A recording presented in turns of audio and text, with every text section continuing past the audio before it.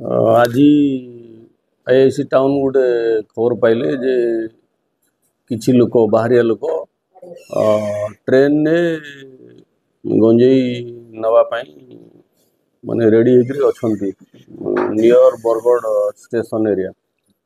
Accordingly से railway GRP staff को खबर देले आमर टीम एठू गला टाउन थाना जाइकरी रेड करी 3 जन को एप्रिहेंड करिछु। तांको पाखरु 3टा मोबाइल 3000 टंका आउ 42 केजी 800 ग्राम रो गांजा सीजर होई। कनेक्शन ने टाउन थाना रे केस होई 553 under section 20B1/20C NDPS act रे आउ से 3 जन को आज कोर्ट चालान करा जी। से माने 3 जन उत्तर प्रदेश रो सूर्य नारायण श्रीवास्तव, सौरभ गुप्ता और राजेंद्र कुमार 3 जन जाक यूपी रो।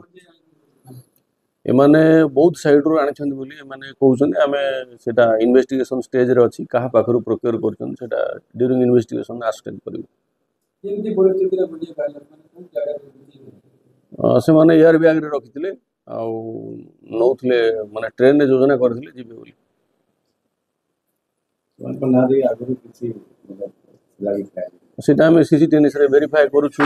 से माने जेतु बाहर स्टेट रो लोकल थाना को भी आमे इंटिमेशन देइछु। आमे सीसीटीवी को काढी करी देखि दो। एकाधिक मामला देखि बंजे कारबार रे बहुत रो आसुची बरगड़ भाया दे सुविधा जाउची बरगड़ सुहाउची कि बेपारी तुमे एठी आनी के उठो चारण करछु। नहीं आमे तो अलर्ट अछु। हम इन्फॉर्मेशन जहाँ मिलुची इनपुट जहाँ हम पाखे रहउची आमे एक्शन नउ ताको विरुद्ध। बरगढ़ मोना साहू रिपोर्ट बरगढ़ टाइम जेकोसी न्यूज देवार लगी आम नंबर के फोन करूँ।